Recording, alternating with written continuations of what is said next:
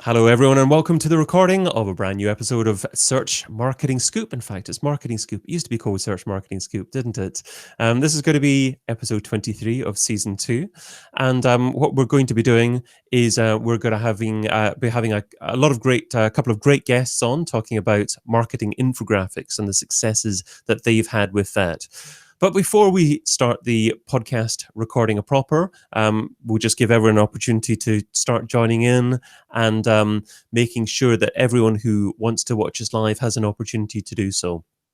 So if you're watching us live, tell us a little bit about you. Where in the world are you joining us from? That'd be great to find out a little bit more about you and what you happen to be doing at the moment. What area of marketing are you focusing in on?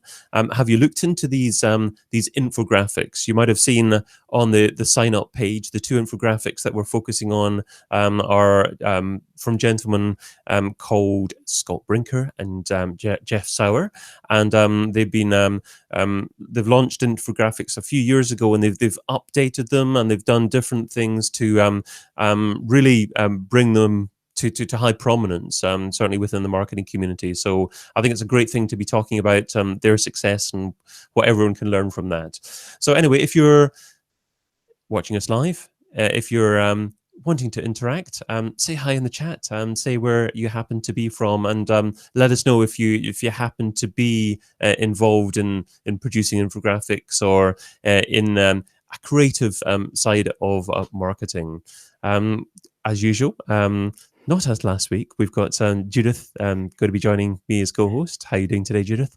Much better than I was last week, when I think just as the episode was going live, I was being abandoned by an airline in Charles de Gaulle. Abandoned? Okay, just just left without me. Just took the plane and just left without me, leaving me behind. Standing there with my suitcase, sort of a lost, forlorn look on my face. So you've decided that it actually is better to be on Marketing Scoop. Absolutely, yeah. I should just have stayed here in my office with all my books and been co-host of Marketing Scoop rather than trying to fly through Charles de Gaulle. That was an education, though. It was interesting, There's a lesson for you. Never leave again. No, yes, no, never leave. You may check out. No, that's a song, isn't it? Yeah. And we had judging today, of course, too. So I was able to check my tech before we got on air. Superb. Sounding good as well. So we've got a couple of great guests, as I mentioned, joining us today. We're going to introduce them just in a second. We've got a couple of people joining us from Boulder, Colorado. Stephen Murdoch saying hello, everyone, as well. Hello, Stephen. And hello to anyone else that happens to be watching us live that doesn't want to interact in the chat. If you haven't heard of the podcast, please go to semrush.com/podcast. That's where you can get all the previous episodes. That's where you can get this episode, which will be provided as an audio podcast about 4 or 5 hours actually after we finish here. But let's get going with the proper introduction, the proper podcast, just now. Actually, I didn't press the record button, so I'm not going to get going quite then. I'm going to get going now. Marketing Scoop Season 2, Episode 23, Memorable Marketing Infographics. Broadcasting live in the Semrush YouTube channel, this is Marketing Scoop.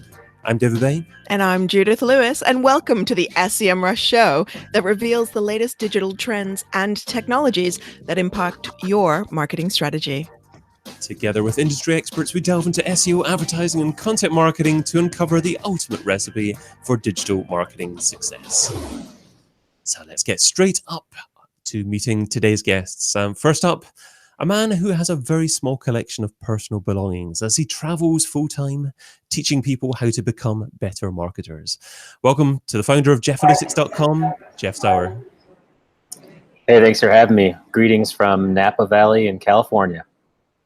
That's almost a rather boring place. You're normally at more exciting places, Jeff. Yes, I arrived from Thailand on Sunday night, and I'm dealing with the 15-hour time difference right now. And so it's been adventure, and it's a lot of fun, though. And it's not sunny in California for the first time since I've been here. Wow. Well, your tan tells me differently.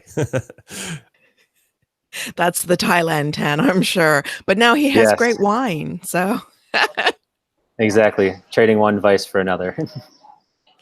well, next up, we have a gentleman who has been running a blog at the intersection of marketing and technology and management for the past 11 years. He's VP of Platform Ecosystem at HubSpot and editor at chiefmartech.com. Please welcome to the scoop, Scott Brinker. Hi there. Yeah, I'm in Boston, and I'm wishing I was in Napa, but I'll live vicariously through you, Jeff. Well, you can get some Napa Valley wines in Boston, so you could sort of pretend you were there. Yeah, If it's not the same cloudy, experience. turn the heating up in the office. It'll be fine. Shall we just all start that just now and do that throughout the show? That could be interesting. What, turn the heating up and drink wine? No, I was thinking more of the Napa Valley wines. Well, we could try, but we should also, of course, with the wine, talk about all the different types of marketing technology and infographics that we have and that our guests have been producing. So I think I should start off with you, Scott, though, as you are wine deficient. What I lack in wine, I make up for in MarTech logos, right? Absolutely. Having looked at your infographics, absolutely. But you produce these incredible infographics every year, which look really, really complex. How did you originally come up with that idea? What originally brought this about? Yeah, talk about the accidental infographic. So for a long time, I've been arguing for marketers to bring technology talent into the marketing department. So the very first infographic I made, it wasn't really an infographic. It was almost just like a slide for a presentation to try and convince senior marketers of just look at all the technology that you're becoming dependent on. Given all this technology, doesn't maybe make sense to have someone who's going to understand and operate that stuff for you. So it was a humble beginning. I remember at the time it was like 150 MarTech companies I found, and it had the exact effect I wanted. Everyone was like, "Oh my goodness, 150 MarTech companies! How will we ever keep track of them all?" And then yeah, it sort of snowballed from there. And I can imagine, because back when, if you look at the infographic and the progression back then, just to get 150 is pretty impressive to begin with. So yeah, I can imagine any business going, oh my gosh, we need somebody who knows about these things, because otherwise we're going to buy one thing, whichever vendor looks the nicest and gives us the best gift, and that'll be the end of it. Yep. I am super cynical about these things as well. Hey, it's but yeah, I remember on that 150. I think that was when I got the first comments of, "Oh, there's too many vendors in this marketplace. It's going to consolidate." I'm like, all right, let's see. Not yet. And we're up about 6,800 at the moment. So how on earth do you manage to actually keep on top of that and produce such an extensive infographic? Yeah, well, it certainly eclipsed my ability to do it as a solo hobby. I stuck in there for a long time, but yeah, starting in 2017, I started to have someone else help me on Talker. Did a lot of the data research, and then a group called Blue Green that helped with the visualization last year, and actually have done pretty much most of the work in the production for the one we're about to release in a couple of weeks. So yeah, Blue Green has like a team of 10 people they've had working on it for months. So yeah, it's become quite the production. Wonderful. Okay, well, we'll dig into how you actually made a success of that in terms of getting loads of people to actually engage with that on a regular basis. But let's go to Jeff, because Jeff in 2013 introduced the Google Analytics periodic table, and that is so very well known, certainly in the Google Analytics community. Jeff, how did you come about doing that? And would you like to tell us a little bit about the story behind that? Yeah, absolutely. So I started teaching Google Analytics in a classroom in Minneapolis in 2011, and I tried to tell students how simple Google Analytics was, yet powerful. And it came, basically at the end of teaching, they'd say, well, can you summarize what we learned here? So can you give me a summary of all the different things we taught and you taught me and that we learned about analytics? And I said, okay. So I basically just wrote down, hey, we talked about this. We talked about campaign tracking. We talked about everything under the sun. And that list became pretty long. And it became to the point where I had about 50 to 100 different topics that we talked about. So I'd send out resources, and it became overwhelming. It was like, okay, well, we know this is powerful, but actually your summary of what we talked about took me from a nice little package to even more overwhelming. Can you just bottom line this for me, all the things we can do in Google Analytics, so I can check and make sure that I am taking advantage of this technology all that I can? And so I said, okay, well, what would be the best format to do this? And I just started the Jeffalytics blog maybe 3 or 4 months before this idea, and right after I started teaching. And I said, okay, well, Search Engine Land has the periodic table of SEO ranking factors. And it was like, I think they have maybe 20 or so ranking factors, and they've been doing that for years. I asked a graphic designer friend, I said, could you take this concept, but make it really like the real periodic table of elements and apply it to Google Analytics if I provide you the elements? And he said, sure. And so I sent him the list of the 50 to 100 different items that were working from my class, and he put it into a format, and I was like, this looks pretty good. I think we have some legs here. And so we turned it into the infographic and more of an interactive where you could hover over and see the descriptions of how things were working. And that's really how it was born. Just trying to take a week-long classroom teaching experience and turning it into a single takeaway. Like, this is the takeaway from what you learned in the analytics community. And it's really blossomed from there. I love how both of you, how both of what you actually came up with came from servicing clients or trying to service the needs of students rather than actually what can we create or just brainstorming internally. Did you, maybe sticking with you, Jeff, did you have any predefined outcome that you wanted to achieve as a result of doing this? Yeah, I think the reason why I started the Jeffalytics blog and why I started content marketing was it was part validation that this little training shop and this trainer in Minneapolis had world-class ideas, and that there was something to be said in the marketplace. I felt that there was a lot of beginner level, and there still is a lot of beginner level content around, hey, you should install Google Analytics and check on your traffic sources and stuff like that.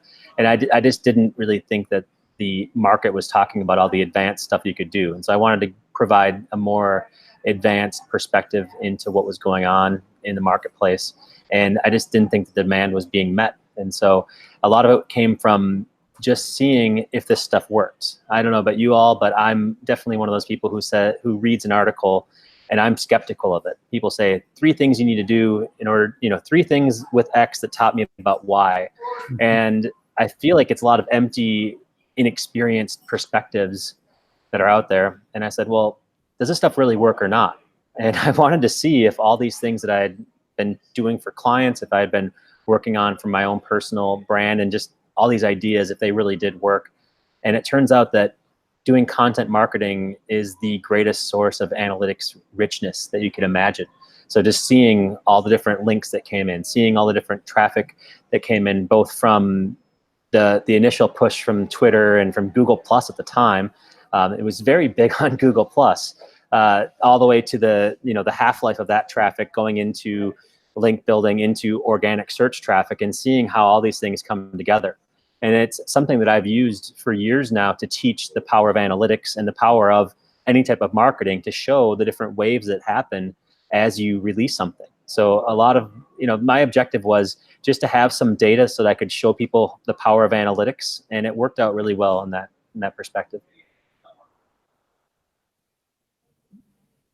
And Scott, you as well. Was there anything in particular that you were seeking to do with, besides your initial PowerPoint slide, with continuing with the infographics? Like, you could have just done it once and then left it in your deck and been like, yeah, whatever. But is there anything else that you were seeking to achieve with continuing on with it? Well, I think my mission, as I saw it with the blog, was to really champion this new profession of marketing technologists. What's now sort of merged into marketing tech, marketing operations, and so I did keep going back to the graphic just because I want to continue to show the relevance and the importance of this role. I think what happened somewhere along the way is when it jumped from, a few hundred to a few thousand, all of a sudden, I mean, that came as a surprise to me as much as anyone else. And it's like, whoa, wait, there's something else happening here. Like the way we even think of what the market of marketing technology is behaving in some pretty remarkable ways.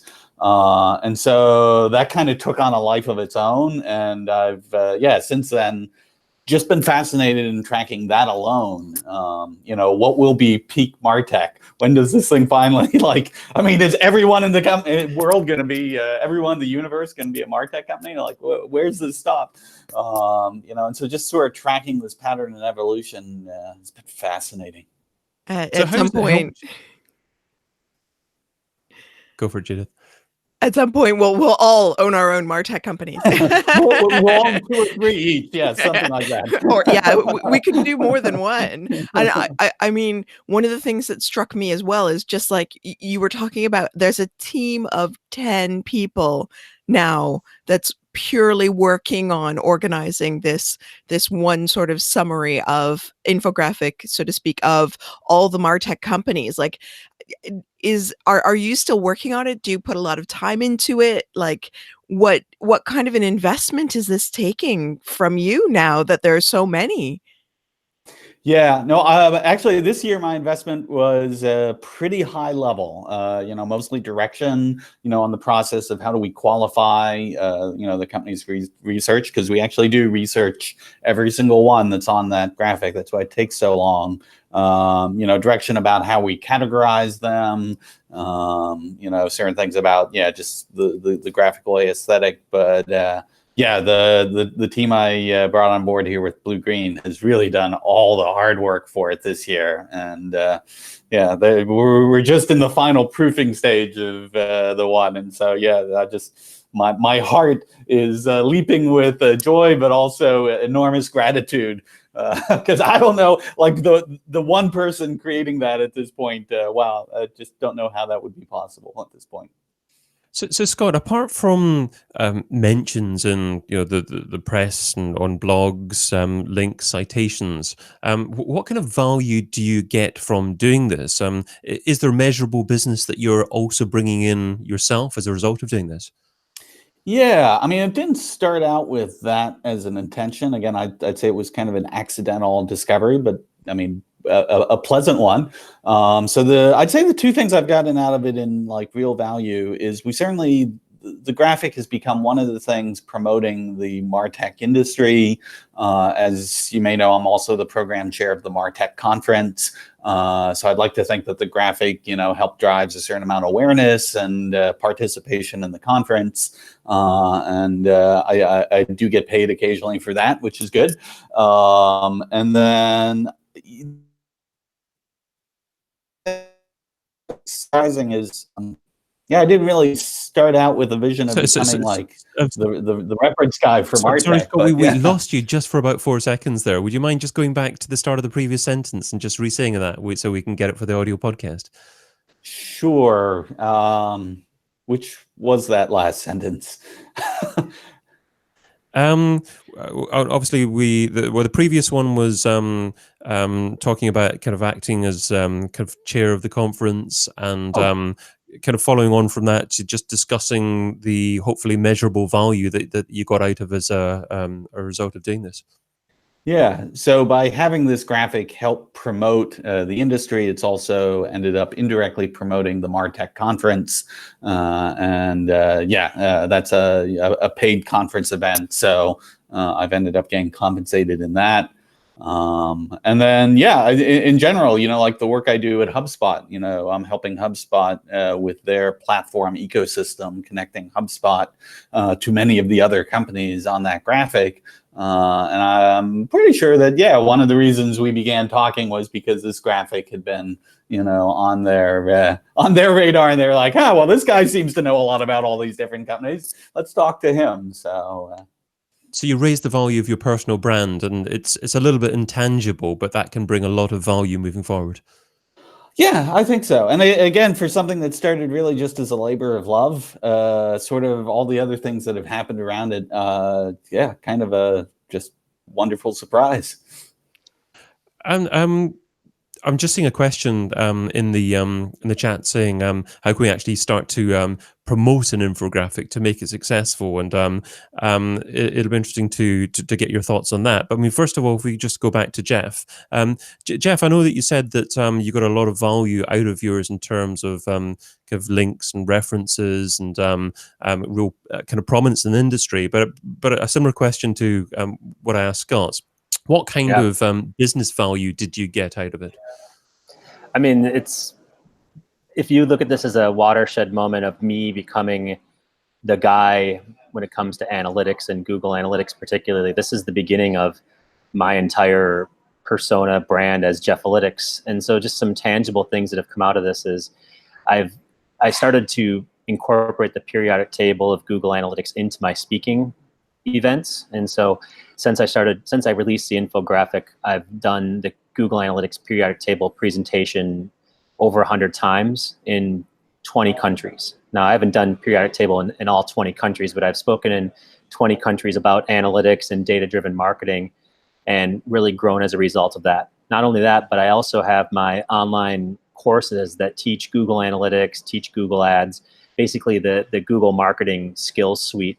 And because of that recognition of being the person who created this map of Google Analytics, and people who had this printed out and put on their cubicle wall, they put a push pin into the wall and had this thing out there, I've gotten a lot of recognition that when I launched a course, it went from something that where I didn't think really a lot of people would have purchased a course. Now I've had over 15,000 paying customers and students in my programs. And so I've reached basically, and then if you include my in-person teaching, which I've done since 2011, probably about 17,000 people have gone through my data-driven marketing programs. And the thing that gave me the confidence that I could do this, and that if I had a voice, or if I made my voice, if I tried to have it heard, that something might actually happen in a positive way, was releasing this. This is what put me on the map. And so I don't know if you can give a single infographic all the credit in the world for things that it's led to. I don't really want to give all of the credit to it, but there is a little part where that moment where this happened gave me the confidence to go and pursue this and to say this actually has legs. And did you have a desire and a goal to achieve all that you listed there, do all those speaking gigs, have all those students prior to actually doing the infographic, or was that something that happened as a result and afterwards, and it was difficult to plan? Yeah, so the selfish idea I had was I had applied to speak at a SMX conference, and I was constantly rejected. And I figured that if I didn't, if I want, and the people who got accepted were known, they had blogs, they had their name out there, and so I just figured that if I was an unknown, I would never get accepted to go and do these speaking gigs. And so I was relegated to small events in Minneapolis, my hometown, and that was it. And so I wanted to get a speaking gig, but I didn't really know what would lead to after that. And honestly, I didn't have a 5-year plan. I had a 5-month plan, which was to get accepted into the conference the next time I applied. And things did look up after that point. Maybe it was the collection of the work. Maybe I figured out how to pitch better. But again, confidence is what I gained from this, and it did open a lot of doors. That's so important, especially being known for something or being seen to be associated with something can make a huge difference. To also, no, I know you did it for the conference, but it just encapsulated everything people needed to know in one sort of concise way. And then that gives you confidence that, yeah, you know what, you're actually up there above everybody else. And it really then comes from the inside. I was speaking to a young woman about that at a conference, and I said, if you want to speak at conferences, just believe it in your heart, and your head will follow. But it's to bring it back to the question that David touched on earlier, we've had in the YouTube chat is also, after you've created this infographic, your goal was to be getting a speaking slot at this conference, but how did you promote it? And how do you make it organically visible, especially to a conference organizer? Did you pay for ads, or did you just push it out there and hope for the best? Yeah, that's a really good question. So this is in a time of Google Plus, and this is in a time when I didn't really know what to do. Didn't really know about influencers or anything like that. I just emailed everybody in my email list that I had done a favor for, that I had worked with, that I had talked to, and I said, hey, I put a lot of time into this. My pitch wasn't even that great. It was like, hey, I put a lot of time into this, so you should share it for me. I think that the barrier then was much lower in 2013. You could actually just do that as like, hey, we've interacted a couple times in the past. I put time into this thing, share it. I don't know if that would pass anymore. I think that the bar has gotten a lot higher than that. But that's all that I did, and I hustled. And so I created my own self-made rule, and I blogged about it, that it was basically for every hour you put into creating the asset, you should spend the same amount of time promoting it. Because if you don't do that, then nobody's going to notice. It's like a whole tree falls in the woods type scenario. So you have to promote, you have to put yourself out there. And if you believed in something enough to put in the hours or to pay a designer, I paid a designer, I put in hours, I probably put in 50 to 100 hours myself. The designer, I paid a decent amount of money for that to have this thing happen. If you do all that and then you just expect that people are going to discover it, you're going to be mistaken. It's probably not going to work unless you are an influencer already. Really, you need to tap into either other people's networks or tap into other people's networks. Now, I did not pay for advertising at all. I probably could have had even better success if I would have done that. But ultimately, the reason why I didn't is because I didn't really have a defined outcome from this thing. The defined outcome I had was simply views. And so it's funny being the analytics guy and very much preaching, you need to have goals, you need to have objectives, you need to do all these things. I just did this because it sounded cool, and I just wanted to test the waters. And so it wasn't really a strategic, well thought out plan. It was like, notice me, please know that I exist. And it did achieve that goal. Scott, did you have much of a promotion strategy yourself? Absolutely no promotion strategy at all. It's interesting. I think the parallels that really resonate with me with Jeff's story is, I did this because I thought it was cool. I thought it was there was something valuable about it, but there was a passion to it that was driving it more than a calculated formula of saying, well, if I structure this thing just this way and distribute it right these people, this is exactly what I'll get out of it. And so I'm not sure this is a recommended strategy to a professional content marketer, but that's certainly where it came from for the MarTech landscape. So both of you obviously started this quite a while back. Jeff, I know 2013. Scott, what was the year you initially published yours? 2011. 2011. Wow, so a long time ago. If you were to do the same kind of thing nowadays, would you do things incredibly differently because of the state of marketing technology, maybe, or the state of social media? I don't know if I would have the the stamina to tackle this from scratch today. Like someone said, hey, there's 7,000 MarTech companies out there. Why don't you go map them all out? I'd be like, I'm busy this weekend. Sorry. Not quite sure how this would get recreated from scratch these days. So how would you advise someone who's thinking of trying to make a splash in the content marketing world to select maybe an area of focus and go about trying to replicate the kind of success that you had? Well, I think, again, one of the parallels, at least I see with, Jeff's work is, what we each did with our visualization was essentially take something that's a relatively complex thing, and instead of just writing words about it, giving someone a concise graphic that somehow helps them picture, what is this universe of things? So I guess my advice would be, the world is full of complex stuff, particularly in digital marketing, but in anything you're doing, right? Complex stuff, people have a hard time understanding or picturing. And if you can find some way to visually capture that the light bulb goes off, that would be my advice. Yeah, I'll weigh in on that too. I think solving problems is what we're talking about here. And that is, people have problems, people are overwhelmed by what's going on. I don't know if I would even, the word content marketing wasn't even on my radar when I was doing this. I didn't realize what it was. I was just like, hey, this is my world. And I think that other people have this problem. I had enough validation and enough feedback that people were interested in this thing, and so I just was committed to it. And so if you were somebody who wanted to use content in order to get noticed, or if you wanted to be a content marketer and get going there, I would try to find something that you're passionate about, that can solve a real problem, that has enough of an audience and potential demand that you can simplify this complex topic, like you were saying, and just go from there.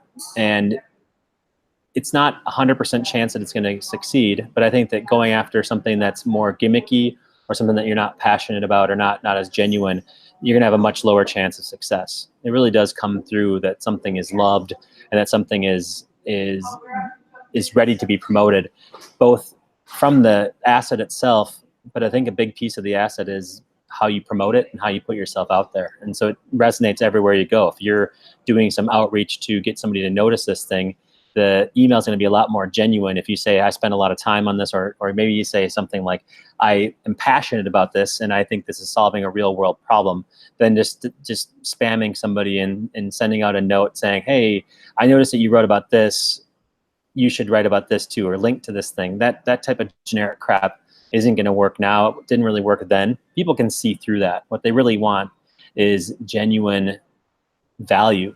And that's what both of these pieces have done. I think that's why they worked. So you're solving a real world problem, and you're responding to the pressures that people are under and that they feel. And that's what you're suggesting. If other people want to do this now, that they respond to the pressures that people are under, or solve a problem for them. And that's what they should be looking at. Because I know infographics are starting to get a little bit of a bad reputation, but these are two solid, really good examples of excellent infographics that people keep sharing year after year. Yeah, I would agree. Yeah, that's exactly it. Yep, exactly as you said. Jeff, do you actually try and keep yours updated as well, or is yours one that doesn't need to be updated as much? It's has been updated one time since I published it. I do like the idea of annual updates. I think that it could really use some love. I've focused on other areas, partly based on the success and the notoriety of this item. I went and focused on other areas of content, more blogging. I do think that it could use some regular updates, and I'll have to update it before this goes live to make sure that people can see the best representation of the periodic table right now. There's a lot of stuff. 4 hours, Jeff. Yeah, there's a lot of stuff on my to-do list that needs to be done because of this.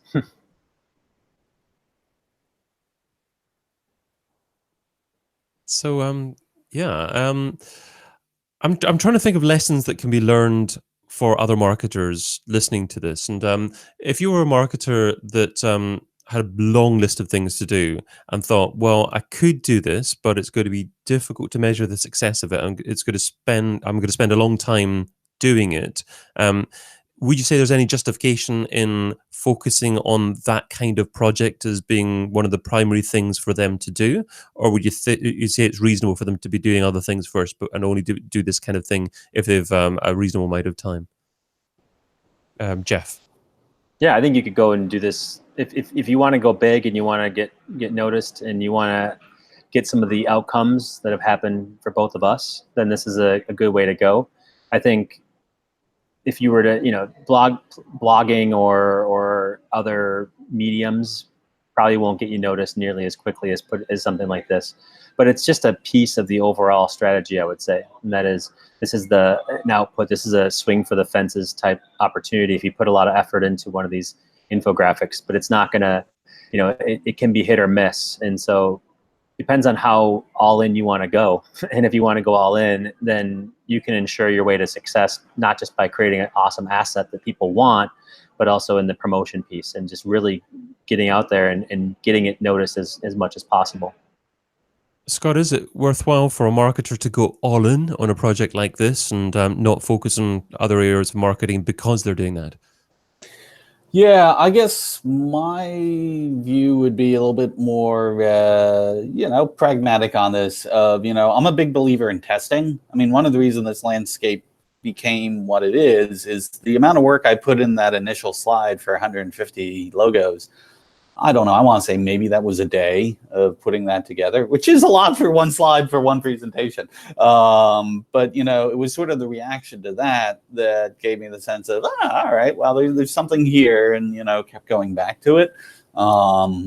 If I was starting out, and that's why I said I'd have a hard time doing this landscape completely from scratch today, is because, this idea of saying, oh, well, take 3 months and have 10 people and do all this research and put this up and let's hope this turns into something big. I probably wouldn't take that risk. So find a way to test the idea early. That's fantastic. Well, It's really good advice, and finding that one thing that really catches people's attention and inspires them as well as yourself is probably a good place for everyone to start. Passion first. I'm You're finding it all hard nodding. I'm finding it hard to stop myself from asking loads of follow-up questions here because we're just about out of time. But it's a really interesting topic. I love the fact that it's built on passion, as you say, but it's built in serving the needs of clients as well. And it's just built on you wanting to produce something that's so valuable and not even thinking about right, how many people are searching for these terms, what kind of SEO value can I get out of it, and things like that. And I think there are a lot of lessons that content marketers can learn from these two non-native content marketers who are very successful in content marketing. Are you saying but I should spam less? Yeah. In fact, I might even register that domain for you and attribute it to you in a future episode. Judith should spamless.com. You heard it here first. That just about takes us to the end of episode 23 of season 2. Just time for an actionable tip from each of our guests related to, or not necessarily related to, what we've been discussing so far. So let's go with Jeff first. Jeff, what is your actionable tip? My tip is to solve real world problems and go all in on it. If you think that this is a good idea and that you're going to solve the problems, then go for it. Don't talk about doing it next year, next month, next week, whatever it is. Just do it and focus on it, and it can lead to some really, really good results, even now. And so go all in.